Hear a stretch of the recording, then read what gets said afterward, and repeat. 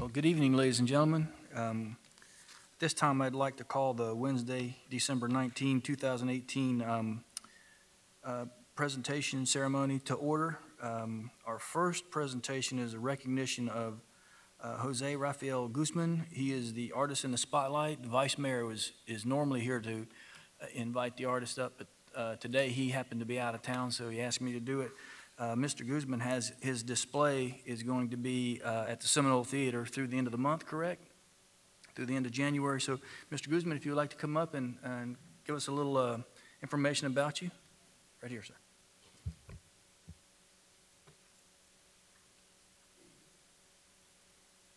I am the current... Pull that down to you, man. What? Pull that down a little bit so you can talk. Pull it down to you. There you go. Okay. There you go. I'm the current artist in the spotlight at the Seminole Theater now, from December to January. I have studied pre-Columbian figurative motives, as well as my Spanish Caribbean cultural heritage, which has led me to focus on the lines and planes of the human face, incorporating them in a variety of series, exploring their meaning and messages in different contexts. This has led to a natural biomorphic style in cursive forms and shapes. And I embed these figures in each other through the use of colors. In this way, just like the mask held greater significance in the pre-Columbian Hispanic civilizations, one could rediscover in these shapes and false perspectives in many views the facets of their own appreciation to the face. In sculpture, I have applied these techniques to the internal and external lines of the planes of a piano. By reconstructing the instrument, I have revealed the beauty that lies within the instrument beyond its function of music. I would like the visual stimulation portrayed to be fully received rather than just perceived, for the viewer to see rather than to simply look at colors and forms. Basically, that's what my work is all about. And if one goes to the Seminole, you'll see about 40 years of the developing of these forms and figures. Mostly, there's a lot of colors, forms, and one could see and maybe find other things that in the paintings, which I hide the faces and make more colorful, and that's basically what my work is all about.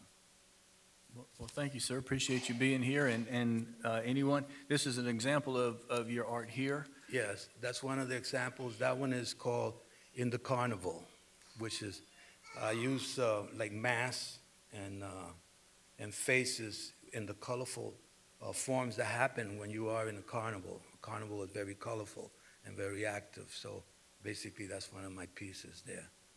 Well, very good, very good. Thank you for coming and showing us an example, of your art. And anyone that's in the area and would like to see more of your artwork, Seminole Theater through the end of January, correct? Right, correct. There's 2 floors of work. There must be like 35 pieces, plus sculptures. Okay. So, if anybody wants to go. And the opening this is the gallery night is January 24th on Thursday at 6 p.m. All right, sir. Well, thank you very much. Thank you, sir. Appreciate it.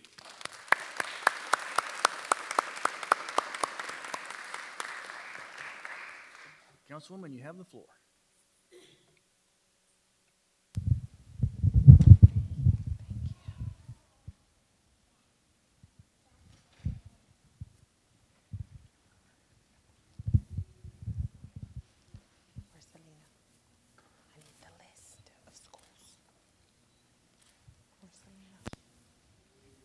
You know where Selena is?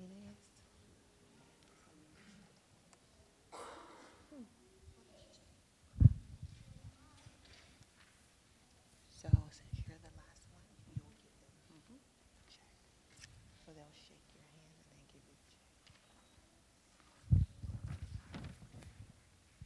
Okay. Good evening, everyone. How are you? You're so quiet. It's always a pleasure to have a captive audience here.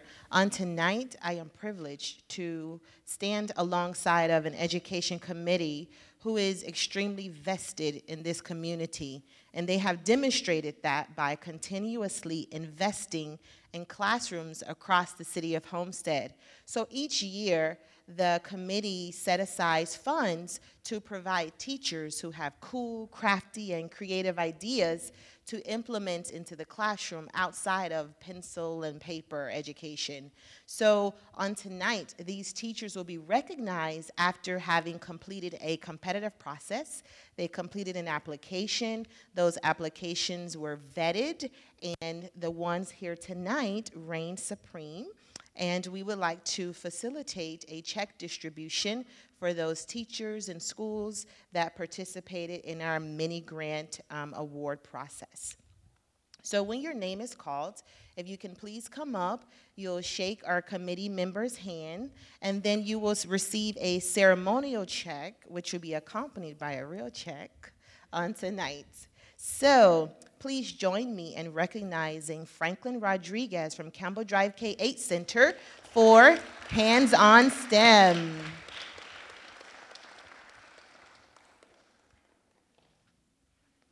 He has an audience. I love it. I love it. He brought the kids. It's their check. I love it. Come on up. Come on up. Hands on STEM. Hands on the Future, which is a STEM project. Congratulations, Campbell Drive K-8 Center. Stand right down there. Stand down there. Should we take a picture with all of them and then move on to the next one? Yes? Yes. Okay. Can you slide down a little bit? Here, let the kids hold it. Okay. Come down, come down, come down. Come down. I don't know how this, but I would like for the committee to be a part of it. Gonna go on that side? Wait, let's do this right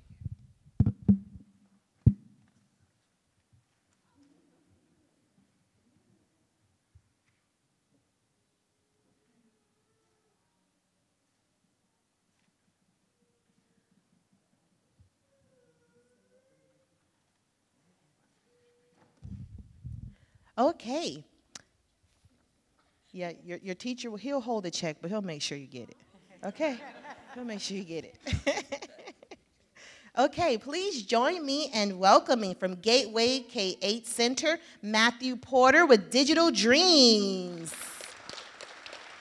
And he's here with his principal, Miss Tiffany Anderson. Hello. Come over here. Congratulations.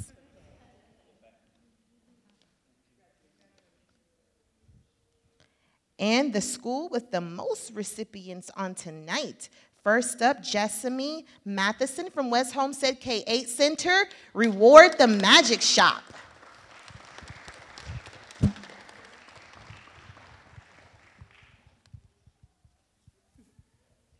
Congratulations.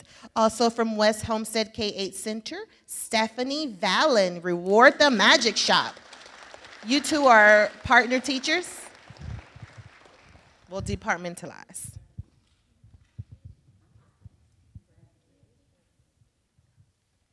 Congratulations. And also from West Homestead K-8 Center, Tatiana Escoto with Journal Buddies.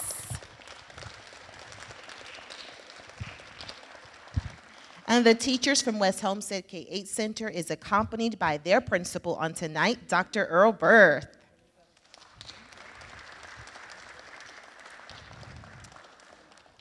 And from Les Jardins Community Center, please join me in acknowledging Diana Rodriguez. Are you here? Yes, she is here. These funds will help to support their Under the Stars Jazz and Arts Festival. If you have not attended that, I encourage you to do so. I have attended for the past several years, and it's way over the top. So if you want some ideas on how to creatively implement art in the classroom, check out Jazz Under the Stars with Les Jardins. Congratulations to you. I just would like to acknowledge some other recipients that are not here tonight, but they will be awarded. Chevis Clements from Homestead Middle School with Gator Tank. Let's give him a round of applause. Priscilla Spell from Homestead Middle School. Oh, what a literacy night. And Kimberly Rennick from Laura C. Saunders Elementary with computer coders needed. Let's give her a round of applause. Congratulations to you. We look forward to seeing pictures from your project so that we can share with the community. And if there are any other teachers out there that would like to receive a grant to facilitate authentic learning in the classroom, we host this grant every year. We submit applications in the fall. So please, please, please submit your applications so that we can invest in your classrooms too. Congratulations to you.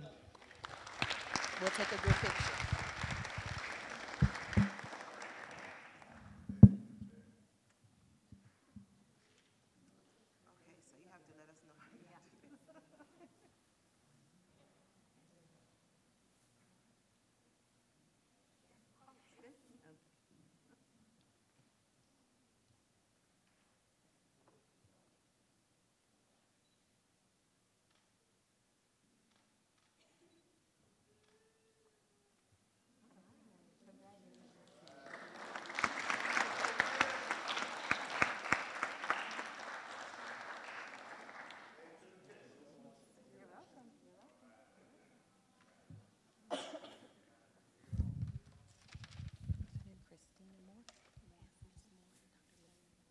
Okay, so where are they? Dr. Alonge, three of them. Yes. So for our next presentation, we're going to invite representatives from Homestead Middle School.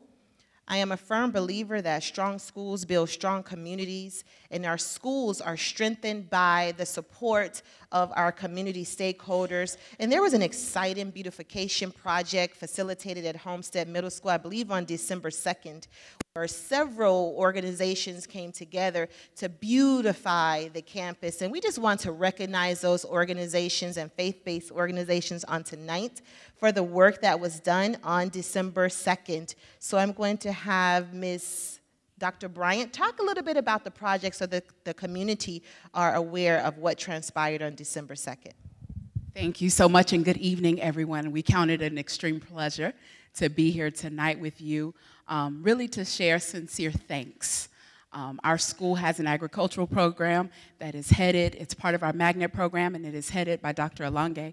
We're very blessed to have him. He is internationally recognized, but we have had some issues with getting the project off the ground.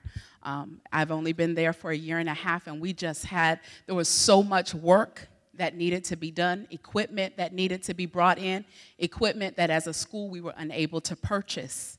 And we really needed individuals and organizations and people to put their hands on this project to help us get the work done.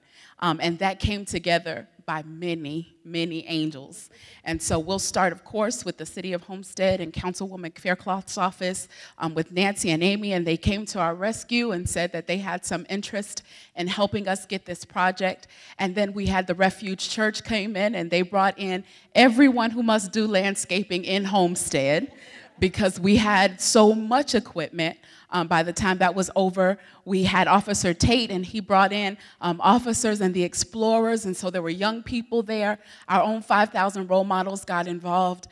We had the public defender's office. It was so many people people put their hand on that project. And I'll tell you, one of the most outstanding things is that a custodian who's been there for 26 years said, Dr. Bryant, we've never been able to see through this gate. And so the area was so clean, we can see for blocks now because everything, all of the trees and shrubbery and just overgrowth was all taken care of. There were new beds built so that our children can start. And then connections were made with local farmers so our children have opportunities to go and see farmers so that they can see hope beyond just picking the beans, to where there's money made in the beans, right? They need to see where the money is in agriculture. Many of us didn't want to do agriculture, but when you see agribusiness and when you see agri-engineering, it looks far more interesting. And so this is allowing us the opportunity to expose our children to agribusiness and agri-engineering. And so we are very excited about all of these angels that have come through, not just for this project, but for so many projects. There were gifts dropped off at the school today, 24 gifts for our homeless and our neediest students in the building. There's always attention, basketball courts being built. Officer Tate was principal of the day. So there's so much there. Really, the community has come around and embraced our school, and we are so grateful for the office, for the help, and we love you all for loving us so well, and we hope we continue to represent the school and our community extremely well. Something outstanding is happening at Homestead Middle, and we're proud to say it's because we're in the city where we're loved and supported. And so thank you so much again for your work. Awesome. Wasn't that amazing? I don't know if you saw that passion, but I saw that passion. This is what leadership looks like. Leadership matters. Leadership is important. And you've been there. This is going into your second year at Homestead Middle School. And look what's happening now. And this is under your leadership. I know initially you led in the north, but I'm so grateful that they brought you down south, where you belong, where you live, where your passion is. And transformation is definitely happening at Homestead Middle School, and it's because of your leadership. So thank you so much for that, for you and your team. So with that, we're going to invite up those organizations who helped to make this happen. First up, Hector Madruga of Greenhouses and Shade Houses. Are you here? Hector, are you here? Come on, Hector. You want to talk a little bit about how he came on board?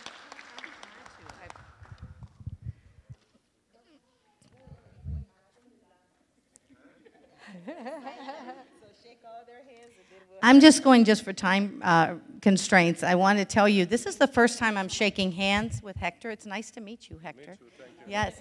I actually called him from a friend of mine that has a nursery brokerage and said, Dr. Bryant, we met with Ms. Moore, and I asked her for a wish list. Real simple. Can you just give me your wish list and a year at a glance? And she said, we need a greenhouse repair. Simple as that. I know nothing about that, but I do have friends that do. And we simply, Amy and I talked about it. Who can we call? I called a friend of mine that, again, is a nursery broker, and she said, oh, I just happen to have someone that from St. Germain Nurseries that recommended them highly, and that is Mr. Madruga. And I called him up, and I said, could you please just go give us a price? And he said, oh, it's for the school? Homestead Middle? Oh, I'll be right up there to fix it for free. For free. Because I love the children in our community. And he also volunteered to get the chickens in line, because apparently we've had some runaway chickens at Homestead Middle. And so he's agreed to go ahead and enclose the chicken coop as well for free. So anyway, we want to thank you very much, and what a pleasure you've been and an asset to our community. Thank you. Thank you. Go ahead, stay up here. I would also like to invite up Pastor Jeremy and Lady Upton of City of Refuge Church.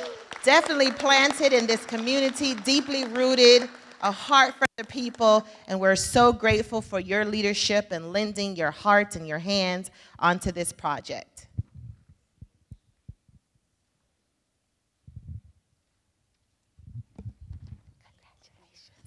Congratulations, good to see you.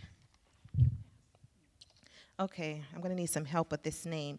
Yuriana Mikolia of Ocean Reef Foundations, are you here?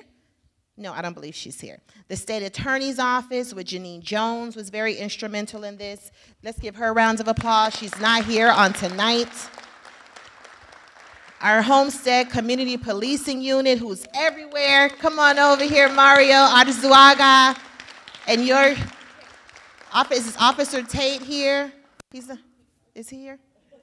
Come on, community policing. If you represent community policing, come on up. Come on up. We want to recognize you. Thank you, community policing. The Homestead Police Explorers. Come on, Homestead Police Explorers. Hey.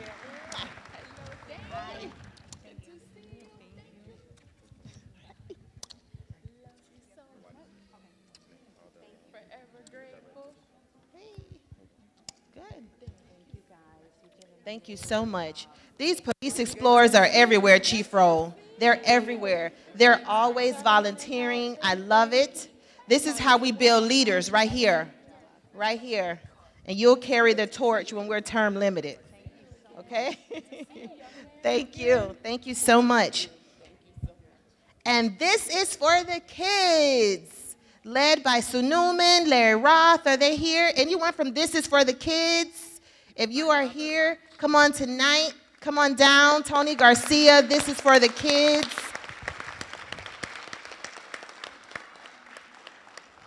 This is one of the strongest organizations, nonprofits in the city of Homestead that is consistently investing in our children. Thank you so much, Larry Roth, from This Is for the Kids. We appreciate your love and support for Homestead Middle School children and all children in the city of Homestead. So this is the team that is very instrumental in helping to beautify Homestead Middle School. This is only the beginning. If there's anything else that we can do to support you, especially because it's my middle school alma mater, we'll be more than happy to do that. Chief, did you go to Homestead Middle School also? Who else went to Homestead Middle School in here? Homestead Middle School. Yes, yes, yes. You see? You see? Absolutely. So thank you so much, and we're here for you. Okay? Let's attempt a group shot. We may have to do this by ourselves. Yeah, we're going to do it separately. Mr. Homestead Middle School, you stay in all of them. You come here. Great. Wait, we'll let separate. We'll wait for community police and we'll wait for the community. Is we ever here? Okay, let's move down a little bit. So we don't have this in the middle. Thank you.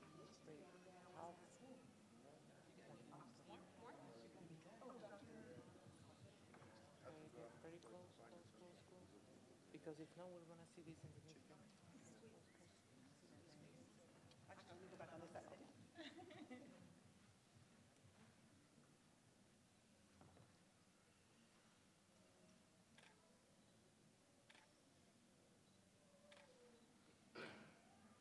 Okay, thank you.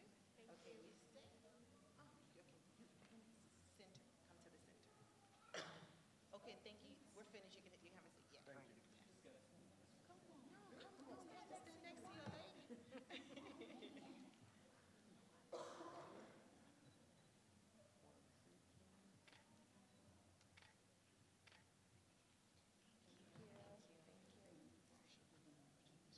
Stand next to your lady. Police, pow, pow, pow, pow, pow, pow. Tao, you come in, you come in the center. And then they can.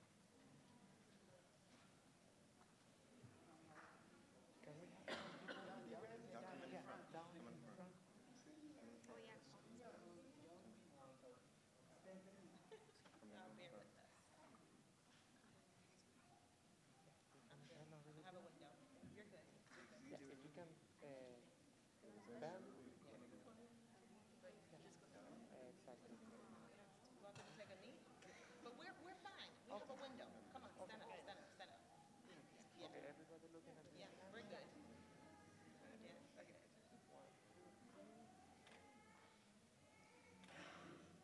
Okay, thank you. Community police. Well, police explorers, sorry, come on. Yeah. Police explorers. Who's coming in front? Scoot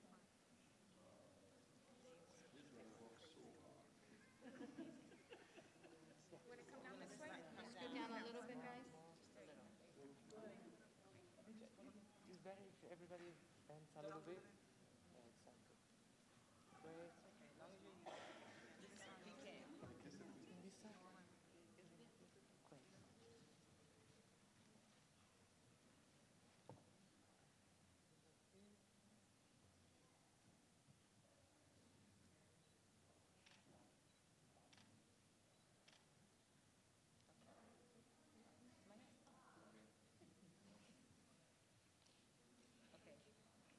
This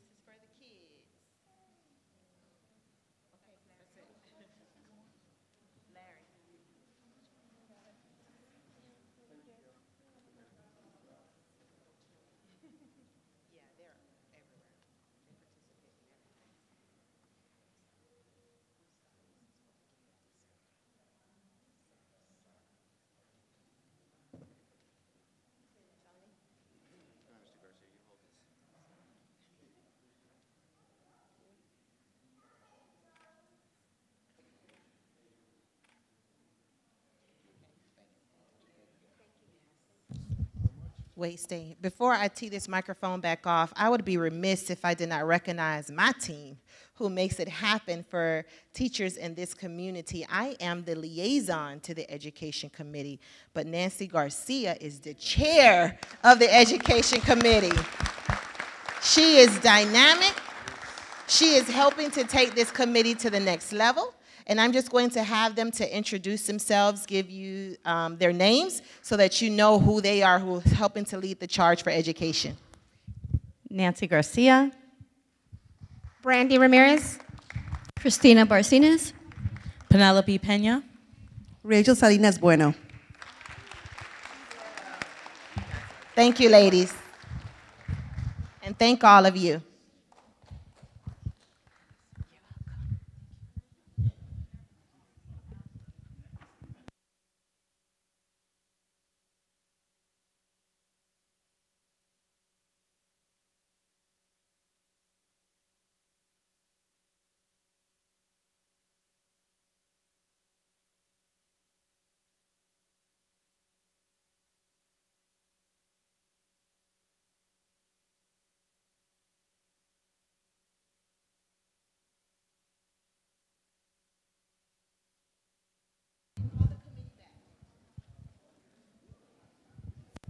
If the Education Committee can please come back. We didn't take a picture with community policing. Community policing. Homestead Middle School, please don't leave. No, the principal. We have to take a picture with community policing. Come on. I thought I got everybody. Come on, Homestead Middle School. We have to get this right. Come this way.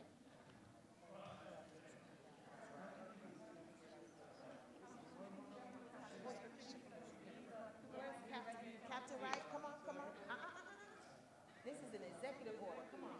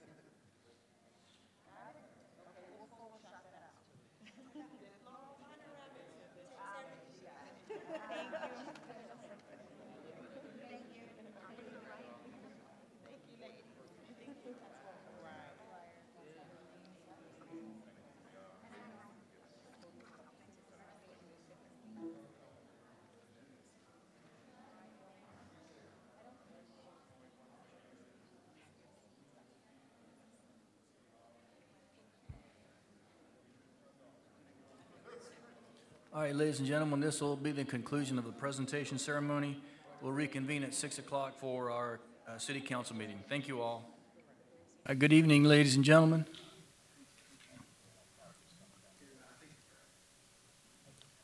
I'd like to call the Wednesday, December 19, 2018 council meeting to order. It's approximately 6:04 p.m. This evening, Pastor Stillwell was supposed to come from the United Methodist Church. I don't see him, so we'll go directly to the Pledge of Allegiance by Councilman Burgess and our police explorers. Would you all please rise?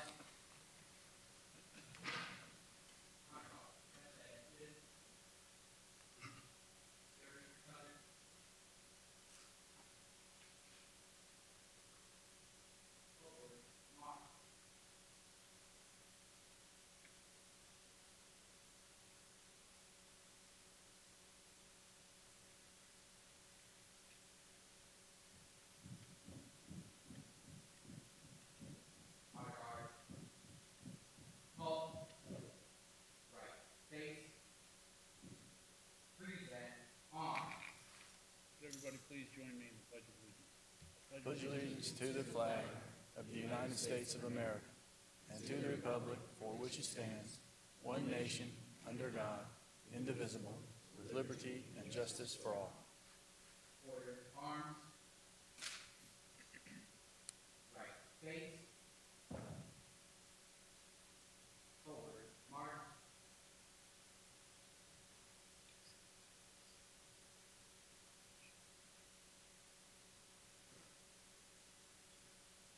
Thank you, everyone. Please be seated.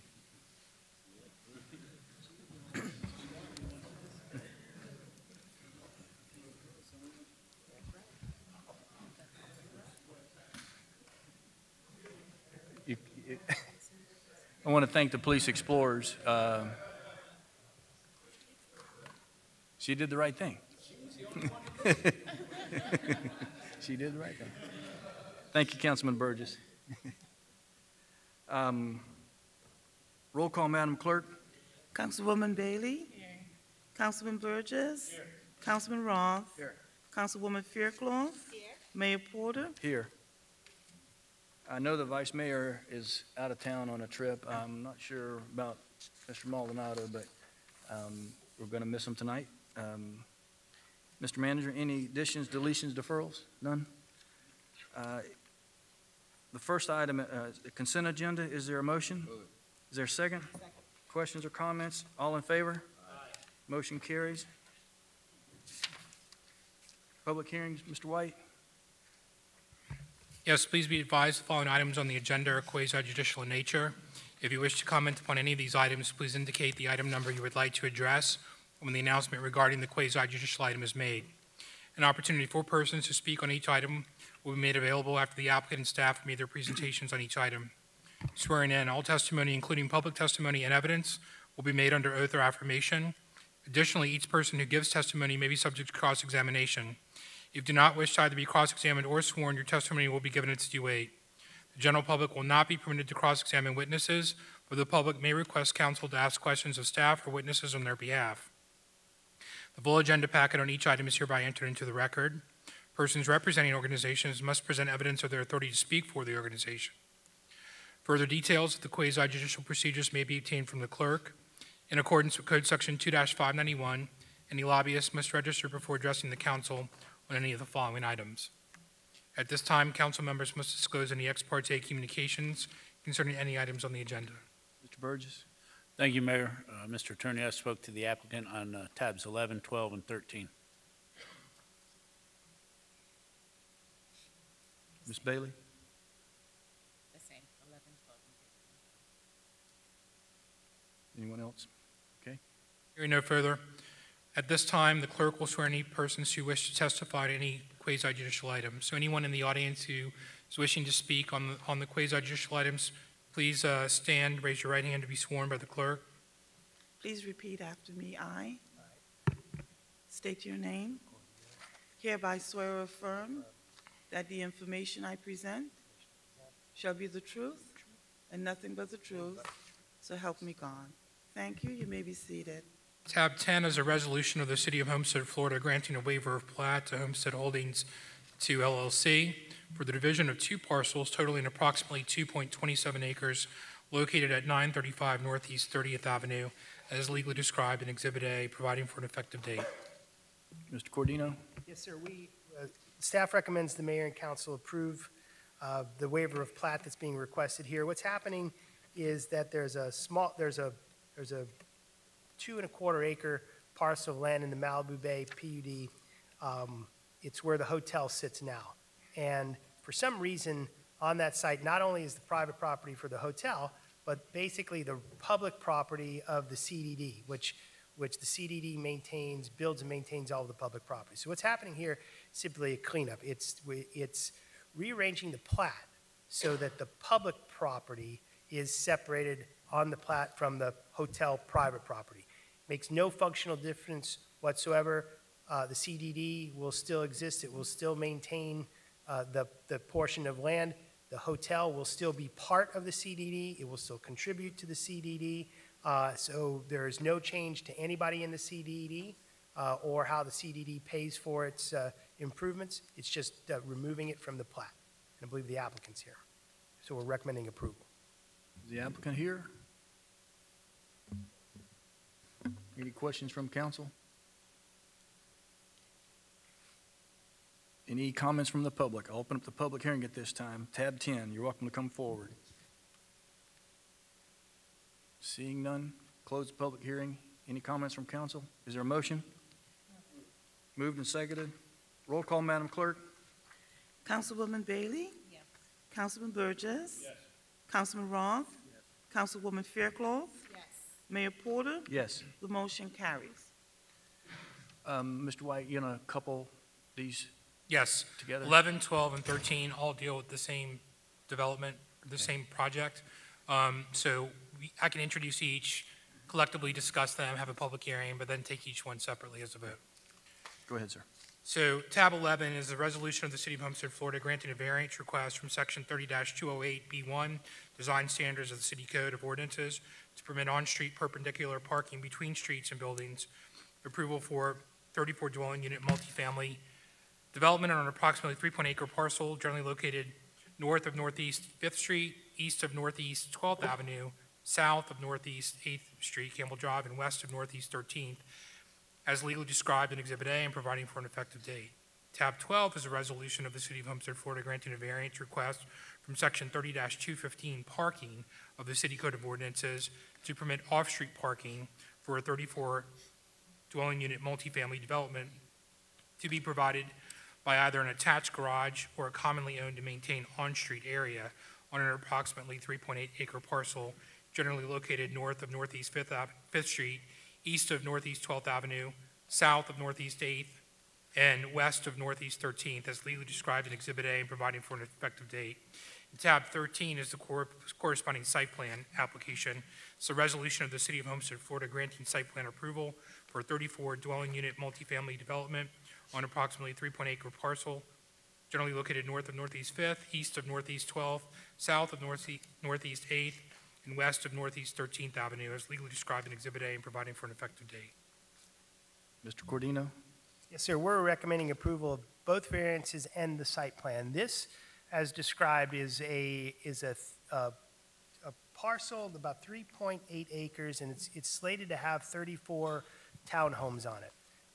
This is a case where we worked very closely with the applicant to modify the originally proposed development to come up with something that I think works better than it did when it was originally proposed, and works better if we were to simply deny it. It came in with a request for 4 variances. They wanted variances on the parking, they wanted variances to balconies, they wanted variances to patios. It just didn't work in that sense. We were able to work them back into providing things that made it a little bit more pleasant from an aesthetic point of view, providing balconies, providing patios, providing a community swimming pool. In exchange, we are able to grant these variances. The code wants it to have structured parking, and the property is very narrow, and to put this type of development on the very narrow parcel really wouldn't work with structured parking. They needed to do it this way. So we've reviewed it. We think we've come up with a better product than we would have had initially, or better than denying it and leaving a vacant piece of land. We looked at the traffic. The traffic works. There was one level of service problem that was created by the development up on US 1. The applicant mitigated that problem through signal timing. It was minor. Level of service wasn't compromised in front of the property. Traffic entering in the morning and exiting in the afternoon, about 27 trips. It's about 3% of the traffic that goes in front of it. So there is no level of service reason not to approve this project. There were questions about access to the property on Campbell. There is the access that is provided meets all of the county permitting criteria, and there's really no reason to deny it relative to access in that sense. So we're recommending approval of all 3 applications. You, sir. Questions from council? Is the applicant here? Can you come forward, please? And just give us your name and address, please.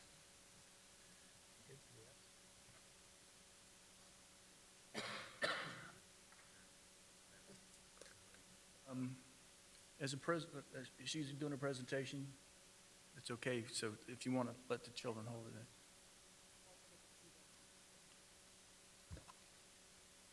Good evening. My name is Maria Stefano. I'm the owner of the property.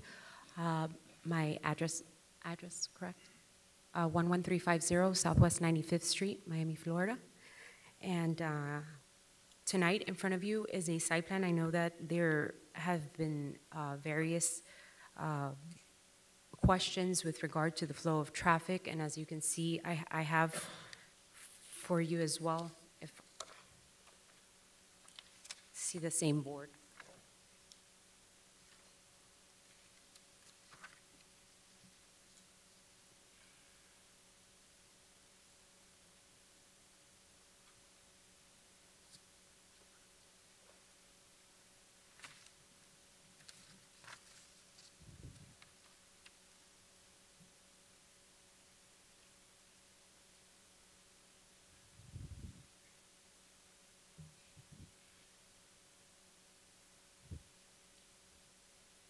So as you can see on the board, the traffic flow will be going through the existing property that is already an existing community. We would be extending that community to Campbell Drive, and the flow will, as you can see where the cars go, they would be turning left on Campbell Drive and accessing the property through 5th Street. So the flow will kind of be a circular flow of the vehicles.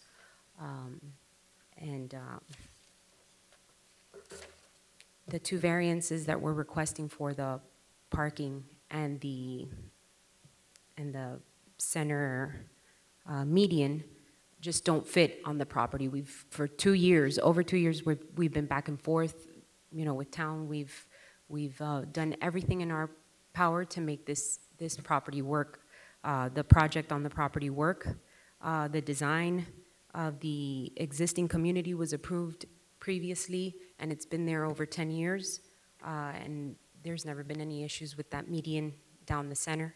The parking is just more convenient, safer for the residents. We're adding the pool, the cabana for the existing community as well as the one that we're petitioning, so it's going to be much better for the whole community. And we hope that you would consider approving this project and this site plan. Thank you very much for your time. Thank you for your service. We appreciate it. Thank you. Thank you, ma'am. Any questions from council of the applicant? Let me open up the public hearing at this point. If you want to, let me get access to the podium here. Any comments from the public, questions on the public? We're talking item 11, 12, and 13. Okay. All right. Is there a motion on tab 11? Is there a second? Moved and seconded. Roll call, Madam Clerk. Councilwoman Fairclough? Yes. Councilman Burgess? Yes. Councilman Roth? No. Councilwoman Bailey? Yes. Mayor Porter? Yes. The motion carries. Tab 12, is there a motion on tab 12? I'm sorry, Mr. Roth, did you have a comment? Did you? I wanted to ask a question about safety. This To is the applicant or to the? just to staff in general. Mr. Cordino? Yes, sir. There's an entrance and an exit on Campbell Drive. And in their illustration here, they're expecting people that are coming from the east to go all the way to 12th Avenue and then enter on 5th Street. Now, the reality of it is, if you live to the north of this development, you're going to want to make a U-turn, get to your property quicker than going to 5th Street and then down into the development. To me, that's an issue. Again, we're asking people and we're putting people in harm's way if they're going to try to make U-turns at this light to enter the community that's to the north side of the development. nobody sees a problem with that?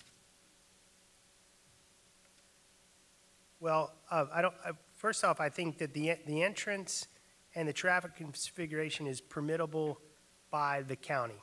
And I don't see any, we're providing access from both the north and the south. And I don't know if that actually poses a safety problem. U-turns are permitted on that road, I believe.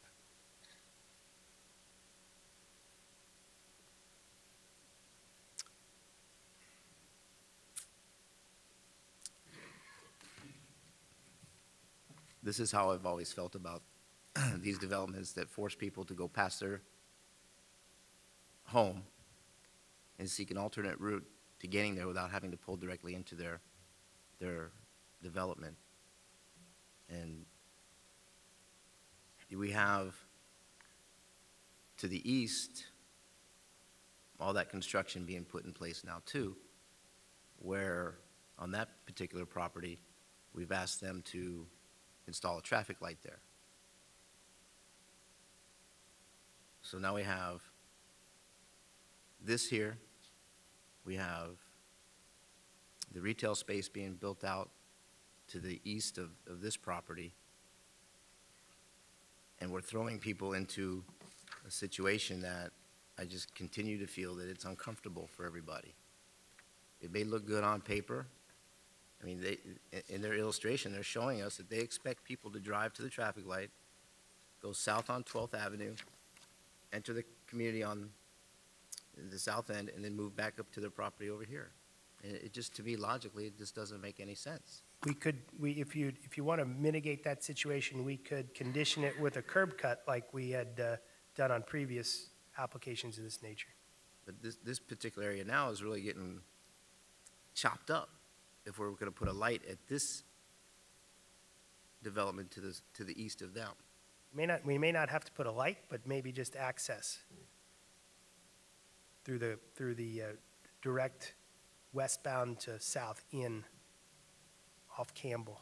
Are these units rental units or are they for sale? Rental.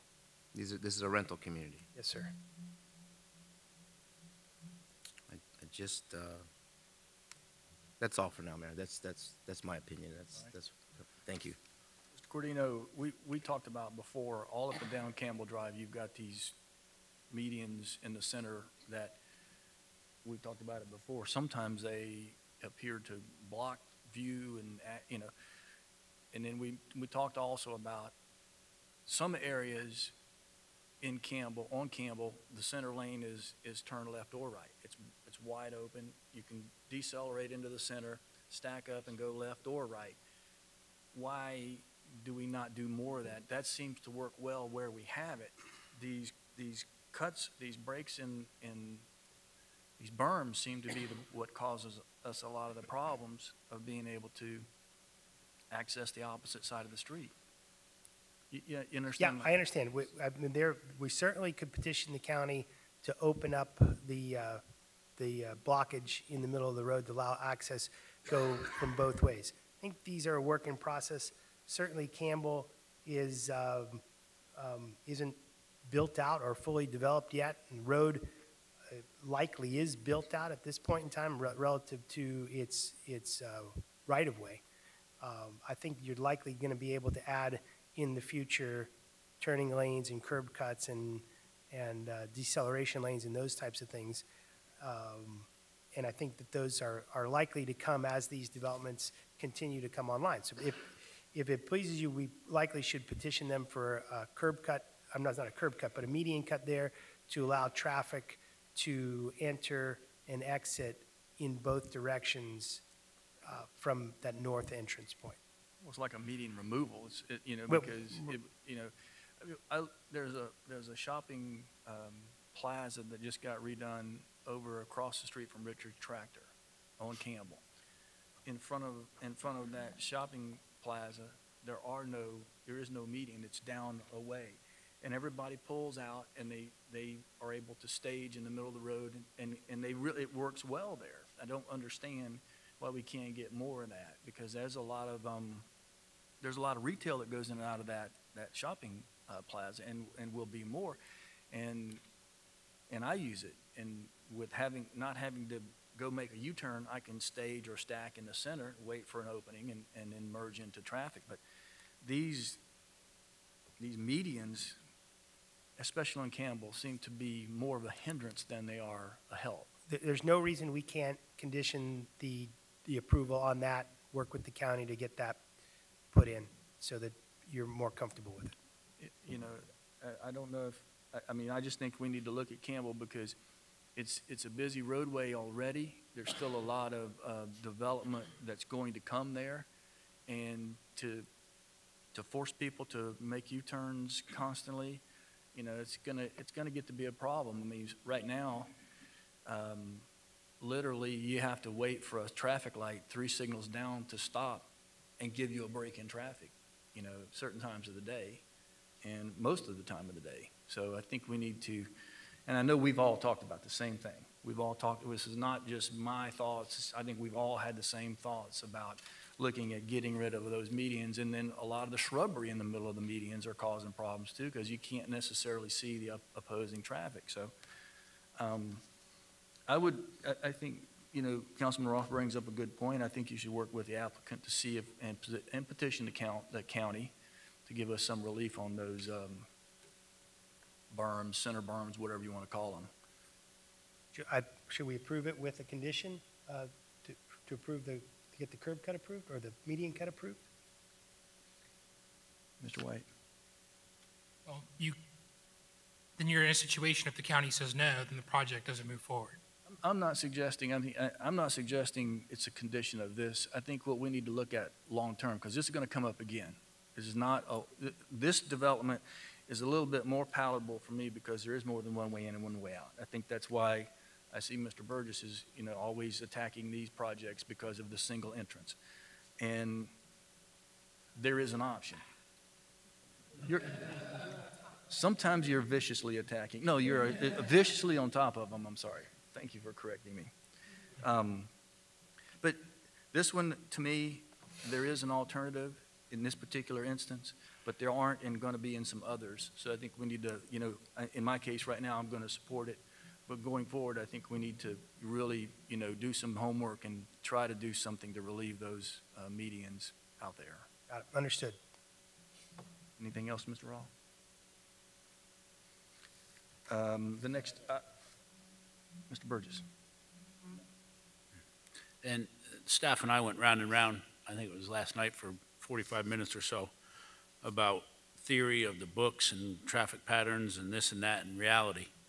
And, you know, the mayor brings up a good point. They do have a second entrance in and out, but one thing that Mr. Cordino and he came up with the idea, and I thought it was a good one last night, was we've got a couple of these places now, so we can make somebody go out and study them as part of their traffic study to see what is really happening out there. So it will give us a real idea and a baseline to work off of if any more of these projects come before us too.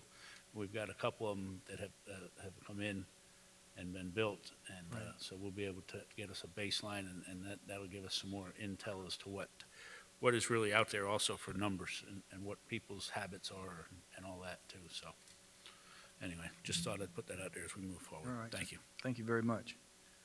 So the next line is line 12, tab 12. Is there a motion on tab 12? Moved. Is there a second? Moved and seconded. Roll call, Madam Clerk. Councilwoman Bailey? Councilman Burgess? Councilman Roth? No. Councilwoman Faircloth? Mayor Porter? Yes. The motion carries. Is there a motion on tab 13? Moved. Is there a second? Moved and seconded. Roll call, Madam Clerk. Councilman Burgess? Councilwoman Faircloth? Councilwoman Bailey? Councilman Roth? Yes. Mayor Porter? Yes. The motion carries. James, we're going to do 14, 15, and 16 together? Yes. Yes, tab 14, 15, and 16 all pertain to the same development. Tab 14 is the second reading of an ordinance of the City of Homestead, Florida, amending the comprehensive future land use map designation of an approximately 10.99 acre parcel from light commercial use to medium density residential use for property located at 1554 Northeast 8th Street, as legally described in Exhibit A, authorizing transmittal, providing for conflicts, severability, and an effective date. This is second and final reading. Tab 15 is the second reading of an ordinance of the City of Homestead, Florida, approving the rezoning requested by Phoenix Apartments Venture LP of an approximately 0.69 acre parcel from professional business restricted B1A zoning district to multiple apartment R3 zoning district for property located at 1554 Northeast 8th Street as legally described in Exhibit A, providing for conflicts, severability, providing for an effective date, second and final reading. And tab 16, second reading of an ordinance of the City of Homestead, Florida, approving the rezoning request by Phoenix Apartments Venture LP of an approximately 10.299 acre parcel from restricted retail commercial B1 zoning district to multiple apartment R3 zoning district for property located at 1554 Northeast 8th Street as legally described in Exhibit A, providing for conflicts, severability, and an effective date. This is second and final reading. 14? Yes, sir. We're recommending approval of all three items that we're hearing here. This property was, actually the reason they're trying to do this is because they want to be able to rebuild the property to what it is, maybe not the density because it's over dense, if there was a catastrophic event. This is the second reading of this stuff, so we heard it last month. So the property was built in the mid-1990s, and after the property was built, the comp plan and the zoning had changed from residential to commercial. So that being said, if a hurricane were to come and the building were to go down, they couldn't rebuild it as residential at all. So they're having issues. They want to be able to rebuild it as residential, so they're asking for a change back to those comprehensive plan and zoning categories that they had when it was originally built. We see no issue, no negative impacts to that. The state has reviewed it, and they see no negative impacts to that. But I believe the applicant is here and can speak to that on their behalf, but we're recommending approval. Is the applicant here? Come forward, please, sir. Give us your name and address for the record, please. Evening, everyone. Graham Penberg, Howard L. Fernandez, 200 South Biscayne Boulevard. As Mr. Cordino indicated, this is second reading. This application has been reviewed by the DEO and the other relevant state agencies, as well as Miami-Dade County. And I can give you another full presentation, but if the council is interested, we have untied the mystery of why we ended up where we are. If you want me to go into it, Mr. Roth was interested in it last time. This is what happened, the short version. 1996, we had, when we were here last time, neither staff nor we could understand how we ended up with a residential development that was in a commercial zone, and commercial zone didn't permit residential uses.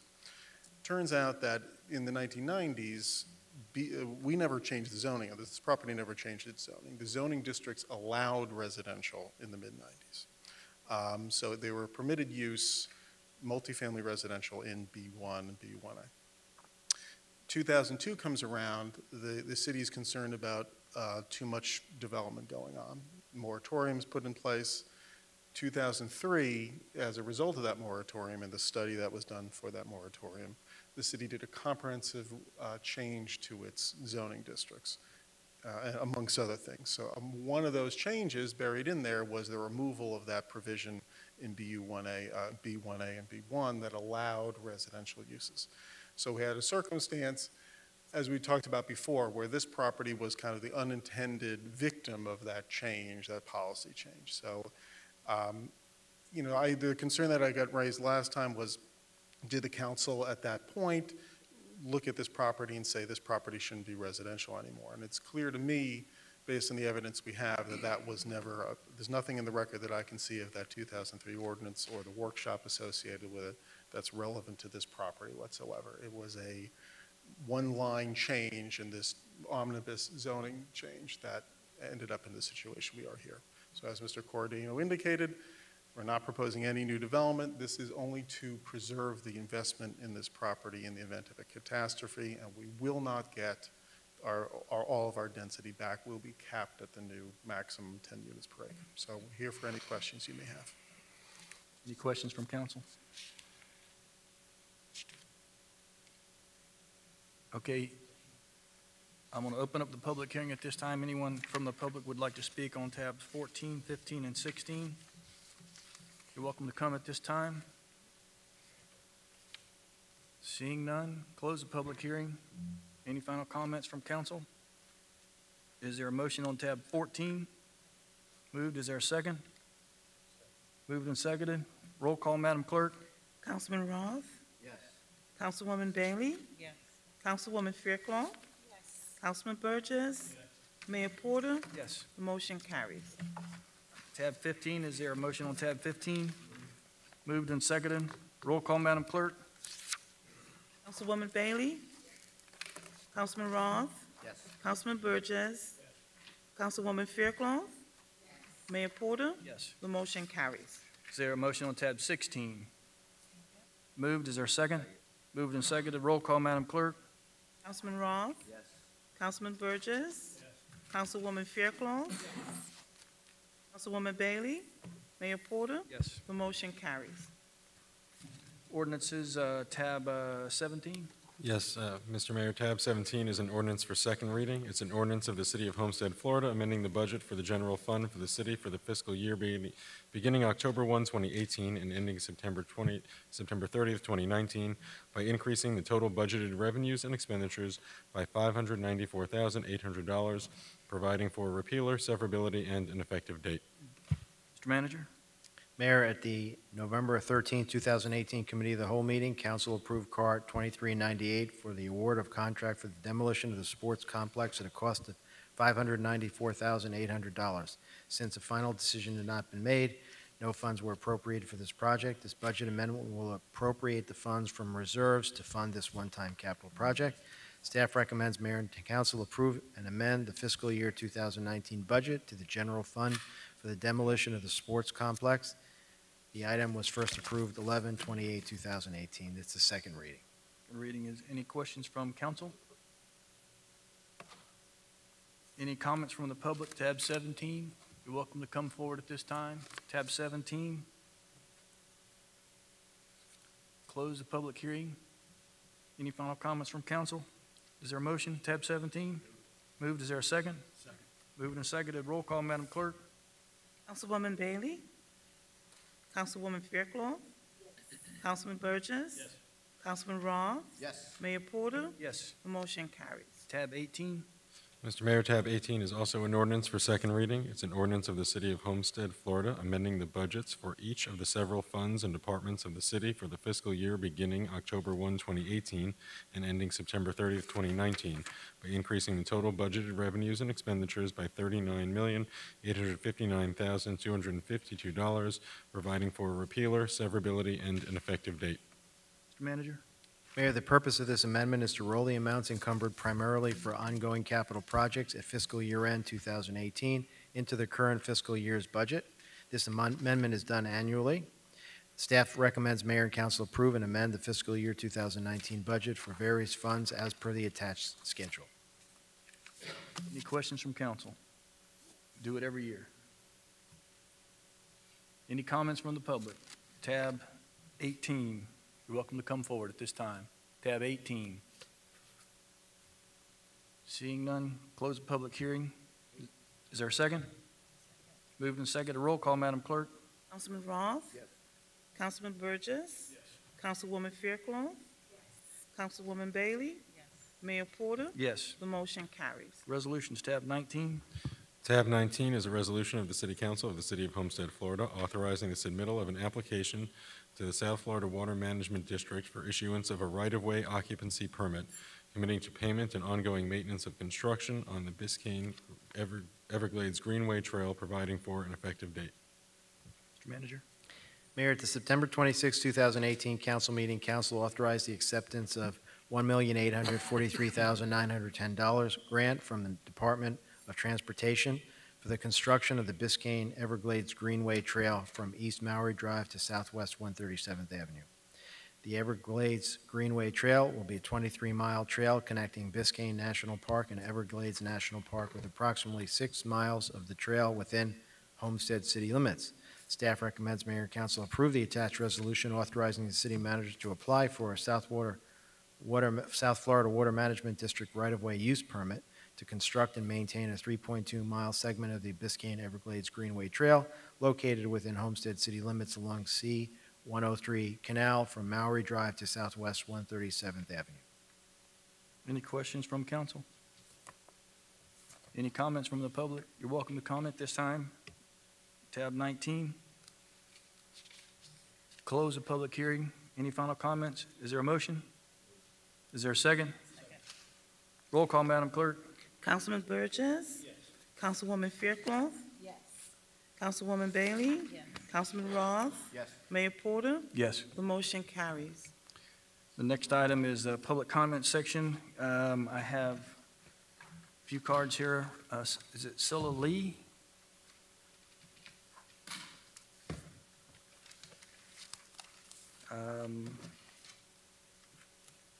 Lorenzo?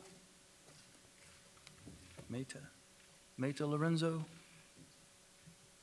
Mita? Mr. Powell?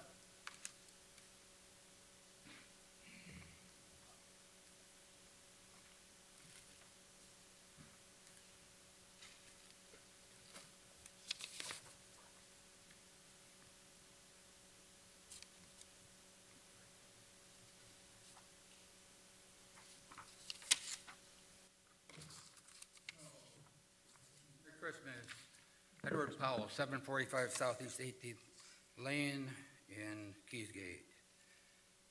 Too bad Mr. Shelley isn't here today. I wanted to congratulate him. There was a beautiful article in the South Day Newsletter that Mr. Deal was overextended himself by congratulating Mr. Shelley and his family. Great job, Mr. Deal, reporting on that. And I reported 2 months ago that I happened to look at the campaign spending last election. I wanted to see where the money went from the collection. And if you all remember, I reported that $180,000, that 4 or 5 people running, collected. They spent $2,000 here in city businesses. Mr. Porter, I'm not mayor, outgoing mayor, you spent about 7 or 8 in South Day Newsletter. When you thought you had competition, you didn't. But as I got looking through all the reports, something popped out at me. I looked at it, I said, wait a minute, I see expenditures and I see contributions in one particular case, and they don't add up. So I sent an email, I said, I got a question. Based on your postings, which I have, Mr. Deal has a copy and you can look at it, it's online. I said, your filings that you loaned $275,000 to campaign. That's cool, everybody does it. When they get money in, they take it back out. Well, also there happened to be 3 items, postage, which, personal postage, didn't come out of the campaign. It was donated, personal postage, $300. I'm not sure. Oh, at the very end, on the reconciliation, I see checks made out to that person for $737, $446, and $25. I said, wait a minute, I don't know what's going on. So I asked this email. You know what I got in reply? Here's the response. Upon receipt of your email, I reviewed my filing campaign treasury report to make sure there was no omitted or missing information. After review, I confirmed that disbursements were accounted for. Checks issued to me by the campaign were valid and disclosed. Well, I didn't see that, so I guess I missed something. I have filed with the state. The state is investigating it, and we'll see how that thing all turns out. Thank you. Thank you. Mr. Sullivan?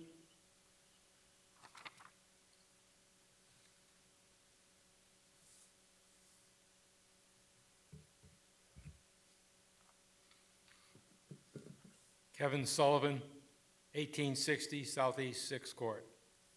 My first comment tonight is a couple weeks ago, the Keysgate community had our very first Christmas festival, and it was overwhelming. Fantastic success, and I'd like to thank Councilwoman Faircloth and Councilman Roth that I personally spoke to over there. Everything went well, and we hired off-duty police officers because that was the requirement for our permit. And while I was there, they did a fantastic job, and I'm talking to Councilman Roth, and we discussed how beautiful it is to live in a city that has police officers that care about our little festival. And so it was a very uplifting night. I have to thank the chief and his staff for putting it all together. Okay, on to some other business. Back in August, I talked to Councilwoman Bailey about the recycling. I said, gee, I saw the recycling truck with recycling on it going to the dump. And she said she had a couple of questions, and she was looking into it. Well, I found out now we haven't had any recycling for 2 years. I don't know what that's all about, but we're collecting money. The homeowners are paying money for recycling, and the city truck picks it up and takes it up to the landfill. So that seems like a very, very disconnect to everybody. Thank you. Thank you, sir. Mr. Hill?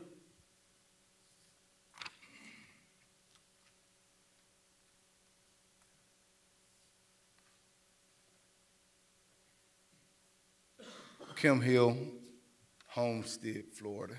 Hey, Mr. Powell, you made a reference to the South Dade News Leader, and you're wasting your time.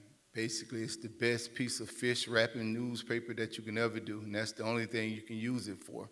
It's just the right arm of a propaganda, the right arm of propaganda for Jeff Porter and the rest of his cronies that sit above here. Now, let me tell you about a real newspaper that I read the other day.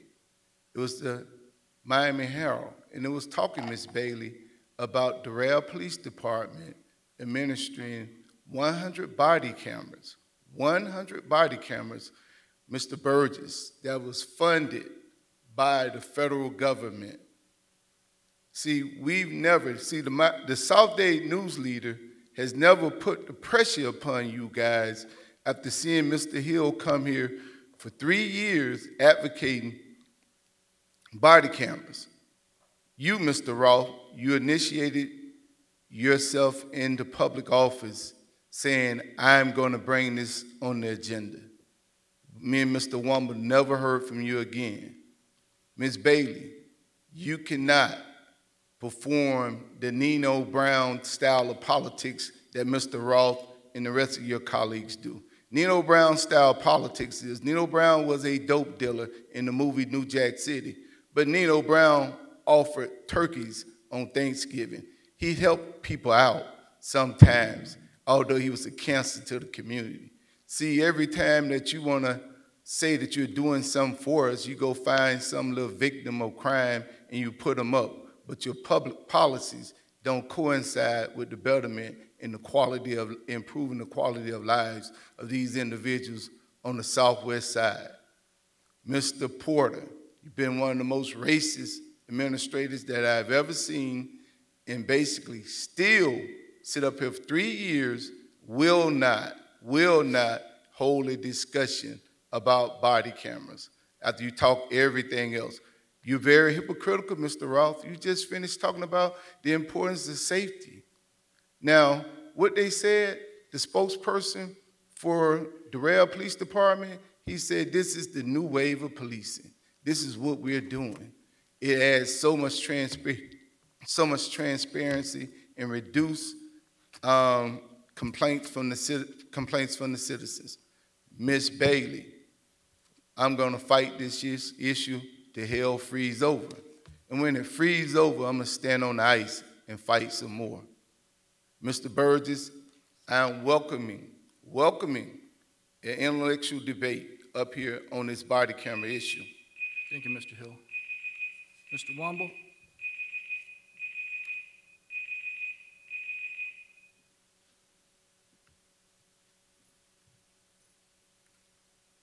Good evening, Mr. Mayor, council, citizens, city employees.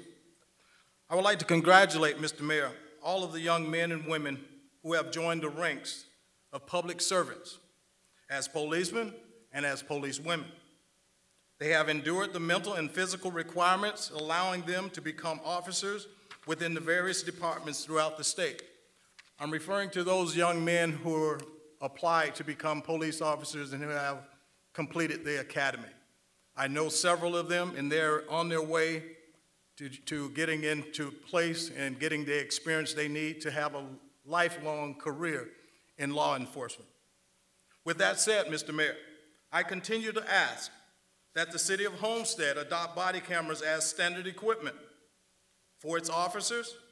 Body cameras, just like all of the standard equipment, will help to protect these young men and these young women from false claims that may have been submitted by citizens. This, Mr. Mayor, may ruin the reputation and ruin the desire of a young man or young woman to continue to serve the public as a result of these false claims. These false claims also, Mr. Mayor, tend to add a financial burden on the citizens of the City of Homestead. We continue to have to pay as a result of some actions of individuals who work for the city. Those individuals are costing the taxpayers, and we need not continue this for another year, sir. Thank you very much. Thank you, sir. That's all the cards I have. Excuse me. Any comments from council? Mr. Manager, do you have anything? Mr. Attorney? First of all, I just wanted to mention on the recycling, there'll be a contract coming for in the January meeting for a recycling contract. The delay in services is through the bidding process. We didn't have people that were bidding, so we had to keep bidding until we found a company that was willing to do the recycling. Mayor, is this my time? Yes, sir. And Okay. also, the City of Homestead is not the only city that's had problems with recycling due to the fact that the consumer of the recycling has limited what they would take, correct? So we're not. Yeah, the market, unfortunately, on the recycling has changed, and so it used to be where cities, they, it was worth it for a company to come and collect it because then they could sell the material at a pretty nice price, but the prices have gone down for them, mainly as a consequence of what's happening in China, what they're accepting and they're not accepting. So it was very difficult for many cities to try to get somebody to bid on their recycling. We've been negotiating with a company, and we're hoping we'll be ready for the cow. We think we will, and so far everything's going well. All right, sir. This is your time for business, yes, sir. I just wanted to say thank you for your service. I know this is your last official meeting, although I guess we reserve the right to have a special call if we need something between now and January 6th, January 8th, which may be possible. We're working on something else. We may need you once more before the end of that time. But I just wanted to say thank you for everything that you've done as mayor. I mentioned this at the employee luncheon, holiday luncheon. I've been on a dais in one form or another since I've been 21, and so I've worked with a lot of elected bodies, and in my opinion, in all those years, probably way too many at this point, this is the most functional elected body I've worked with, and that's collectively. So you have 7 members here, each with their own independent thoughts and independent issues that they're concerned with, but somehow as mayor you've been able to get the group together and be as functional as possible for the people of the city. I mention that because when you turn on the TV these days, it doesn't look like there's many elected bodies that are able to function as collegially as this one and put aside politics and other issues to try to work collectively for the benefit of the people. And I think there's an old Greek saying about the fish rots from the head down. Well, that's also reverse. Works in the reverse as well. And so when things are functioning well, it really starts at the top. And so that's all you. And my observation is part of that is servant leadership. And so when you get up here every day and you think about how you may serve the public, and you generate that culture people follow, and you're blessed to have a good group of people. They're also blessed to have somebody that is welcoming of a collegial relationship. I also want to make mention that when you first came here, one of the things we were thinking about is, well, the Seminole Theater has been closed for 40 years. What's the best way to approach it? And so you all decided, let's take it to the voters and figure out, geez, your theater has been closed for 40 years. Maybe it's time to make the decision one way or the other. And through leadership, the voters approved that, and I walked past today, and if you haven't seen it, A Christmas Carol is starting on Friday. This is going to be our first two-story set, and it's still under construction, but if you peek your head in there, you'll see it's a beautiful set they're building, and they've been open now for 3 years. They've had over 65,000 people go through that theater, and it all starts with leaders who are willing to stick their necks out and take a position on something, not knowing where the public is going to be, and taking the risking failure, because even though it was approved, we didn't know, geez, would it get built on time and on budget? And even if it got built on time and on budget, would it be successful? Would people actually go there? And 3 years later, this is, I think we can safely say it's been a success. The second thing is, as I walked down the downtown today, I saw the movie theater going up, and I remember us all being on the floor of the Las Vegas Convention Center pitching Homestead.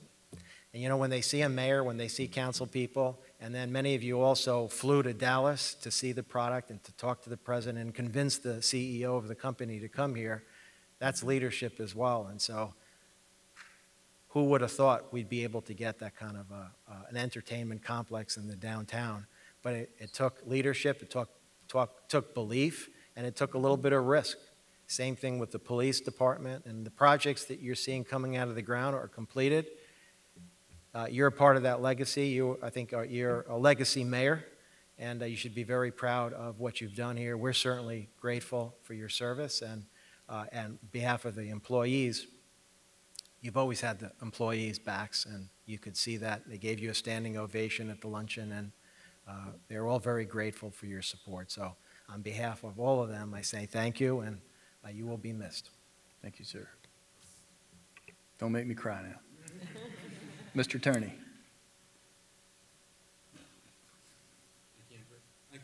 That I just want to echo the sentiments and say how much I've appreciated working with you over the years, and wish you well on your future endeavors. Thank you.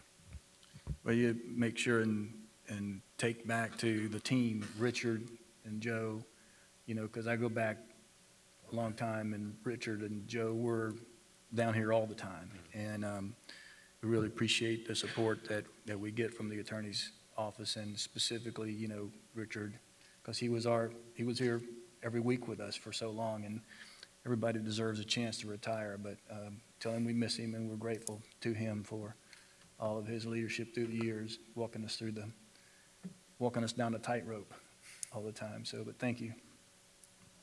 Mr. Burgess.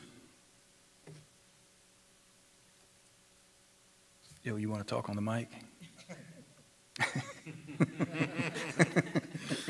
I'm not going to attack you. First of all, let me say to Councilman Roth, great job last night. Shop with a Cop was a phenomenal success, I believe. I'm sure you'll have a better report than I do, but thanks for including us and allowing us to come out and partake in such a fantastic event. To the police department, thank you to you guys. I know you all come out there on your own time, put a lot of work into it, and it showed last night. I'm very proud of what I saw out there last night, so thank you to everybody that was included. I won't steal all your thunder. To the department head, to Dennis and other department heads, when we call, I want to say thank you to you guys, because if we have questions or concerns or whatever, they're always answered. So I wasn't able to be at the employee meeting last week.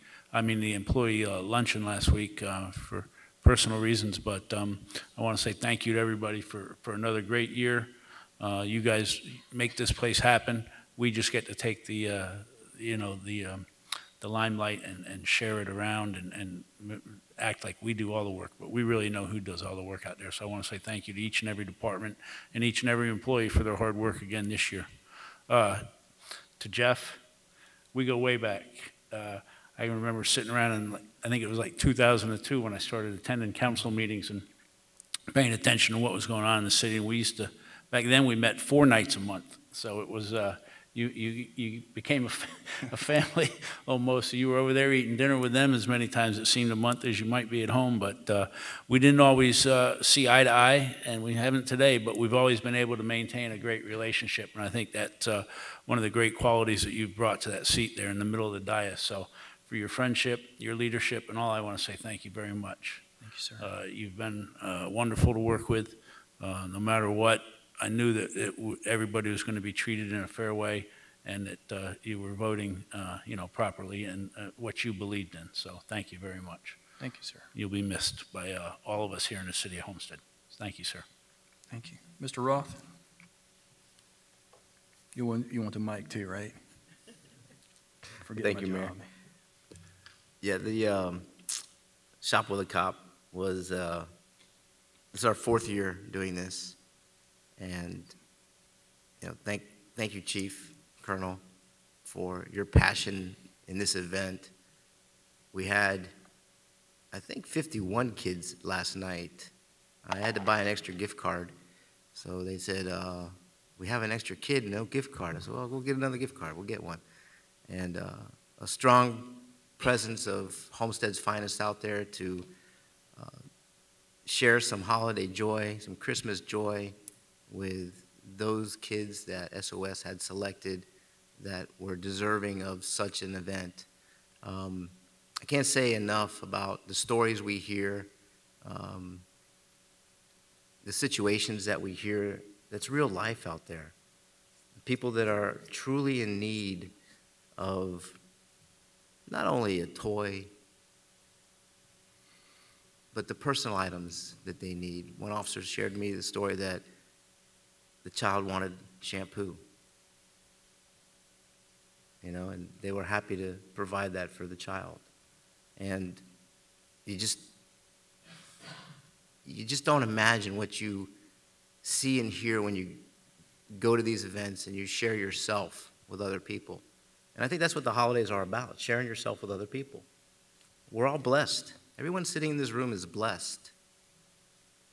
And this is the time of year that you want to share those blessings with other people. And that's my message for the holidays. Mayor Porter. Yes, sir.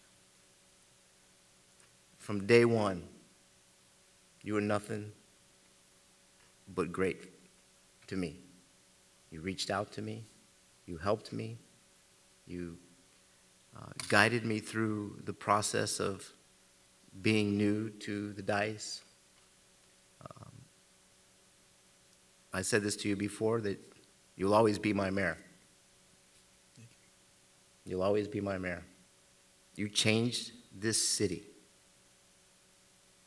You put this city on your shoulders and you changed it. With the city manager, with the staff and the council that was in place then. And then I got to join this group of great leaders as the change continued and will continue to evolve under what you've set up. And as a citizen of the city, I thank you for what you've done. Building this beautiful building, the revitalization of downtown Homestead, the future looks bright for the city. And a lot of it's because of what you've done. And I appreciate your service. That's all. Thank you, Mayor. Thank you, sir. Ms. Fairclough. Oh, I'm slacking. I'm slacking. Meeting isn't over yet. I've only got one more to screw up on. Councilman Roth, phenomenal event last night. You and all of your stakeholders that helped to pull that together, it was incredible. As I looked out in the audience in a sea of police officers, and I was telling Chief, this needs to be on the news. They show everything else except this, and this is what represents the true spirit of the community. And it was just incredible. Thank you for continuing to support all the families in the city of Homestead. Councilwoman Jennifer Bailey had an amazing creative cookie decorating event, very lighthearted and creative at the FICA Williams Community Center, and we supported that, the Keys Gate event. Just a lot going on in Homestead in December. Really gets you into the holiday spirit. So thank you for inviting us to that. Also, Mayor, I know this is very uncomfortable for you. You don't like all this gushing over you. I know. I sense the uneasiness here, but I just want you to know that leadership sets the tone. And the tone that you have set on this dais and in this community really reflects the type of individual that you are. Your temperance, your diplomacy, your civility, your selfless service to all of us, always putting us in the community before yourself, always taking the back seat, really gives credence to who you are. And the successes that we have experienced as a council is largely attributed to you as a leader. So you're going to be very much missed. We're going to miss you as our mayor. I wish you could stay. I wish you run for re-election. But I know this is a chapter that is closing, but a new story will be written. And I just look forward to seeing, what the future holds for you. You have supported me prior to me even coming on council. You used to call me, give me advice, give me, support. And I don't know if you remember this, but when I decided to run for office, I was walking in the villages of Homestead. And it began to rain, and I kept knocking on doors. And I knocked on your door, and I was getting ready for my little stump speech. And you and your wife came to the door and was like, you got our support, get out of the rain. And I thank you for that. And you supported me then, and you continue to support me now. So God's best to you, and we're always here for you. If you want to volunteer on the Education Committee, we'll accept you. We're going to miss your mayor. Thank you for your service, and I just want to wish all of you a Merry Christmas and a Happy New Year. Well, thank you very much. It does make me uncomfortable. But, I will say as a group, let's go back. I came in at a time when we were in a rough spot as a community. The seated mayor at the time had some problems and was removed from office, and we were in a dark spot. And one of the things that I thought was important is we needed to set a new tone, and we needed to operate differently. It's not about the individual, it needed to be about the collective. And, I was lucky enough to get elected and be able to serve with, really true, good leadership, and that's the people up here. And the proof is in the pudding. Look at the streets. Look at what we've accomplished. And this is not just the council. the staff. Everything revolves around the day-to-day operations that you run. And we are blessed, and we are going to be a legacy council. We are going to be. As a legacy manager, a legacy staff, and a legacy council. I'm happy to be a part of it, and I'm honored to be a part of it.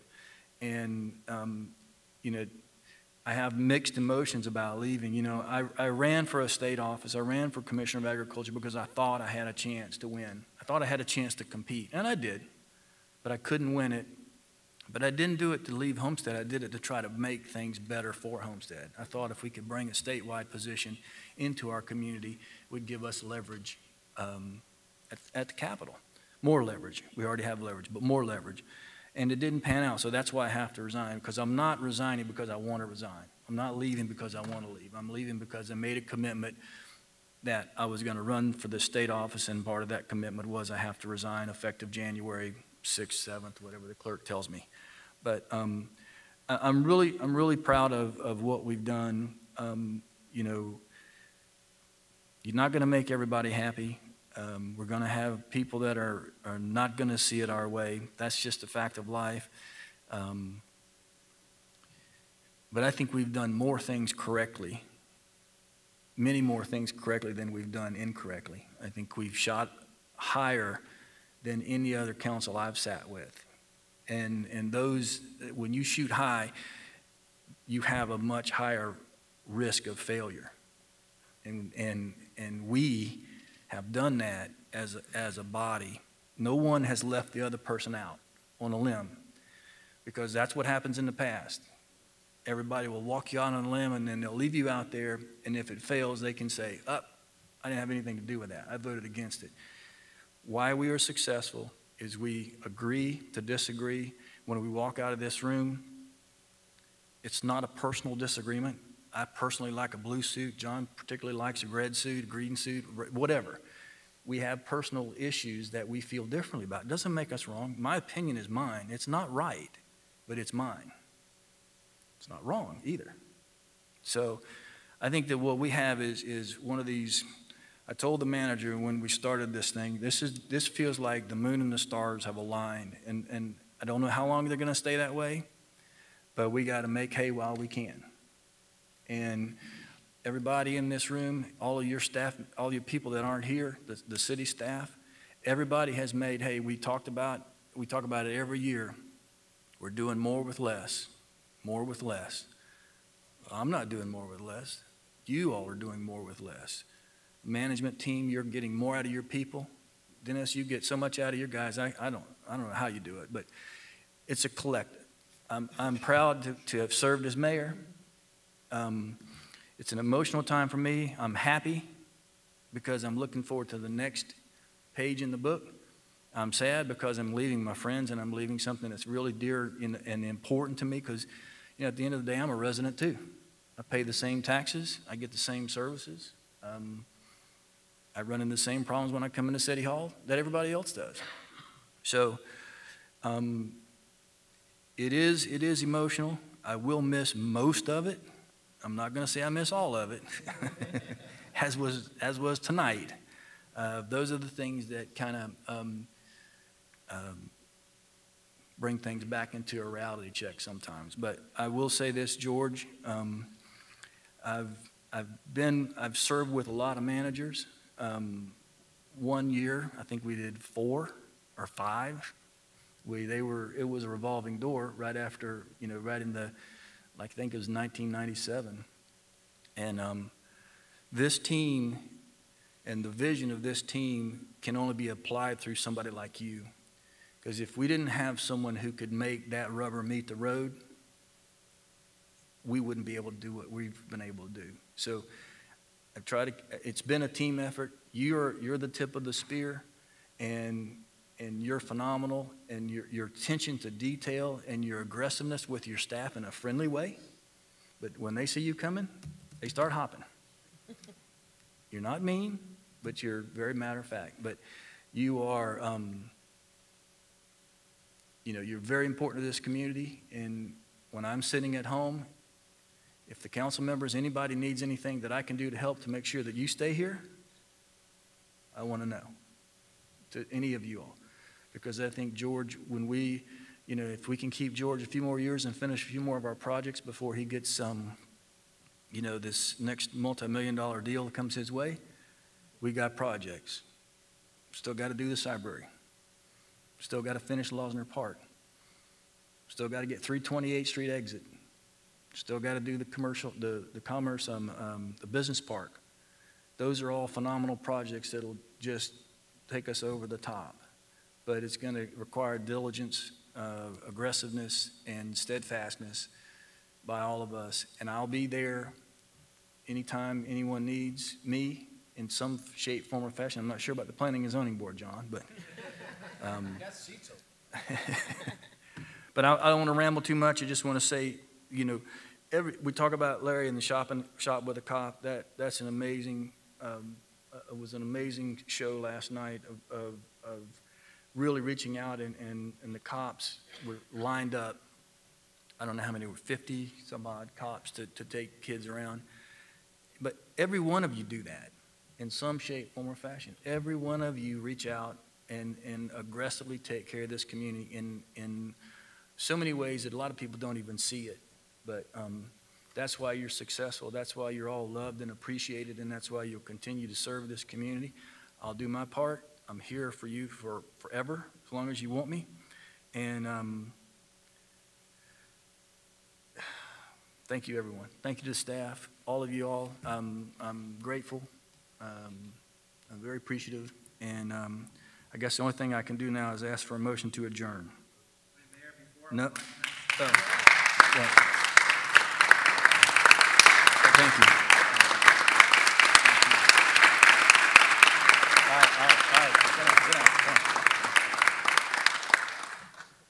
All right, my motion's still on the table. All in favor? Motion carries. Good night, everyone. Thank you. God bless everybody.